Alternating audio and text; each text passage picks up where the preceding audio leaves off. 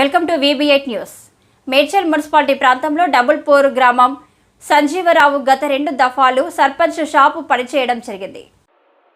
ఓట్లు ఎలా తీర్మారవుతాయని చెప్పేసి అధికారులకు కూడా ఫిర్యాదు చేయడం జరిగింది. గతంలో కూడా మాకు ఎలాంటి ఫండ్స్ కూడా రాలేదు. టీఆర్ఎస్ ప్రభుత్వం ఉన్నప్పుడు మాకు ఎలాంటి ఫండ్స్ కూడా ఇవ్వలేదు. ఎమ్మెల్యే తోటి కూడా మేము ఫైట్ చేసినా కానీ మేము చూస్తాం కదా, మేము చేస్తాం కదా అని మాటలు చెప్పి కల్లబొలి మాటలు చెప్పిన ఎమ్మెల్యే మల్లారెడ్డి ఈ గ్రామాలకు కూడా ఎలాంటి ఫండ్స్ కూడా ఇవ్వలేదని చెప్పేసి ఆమె ఆవేదన వ్యక్తం చేశారు.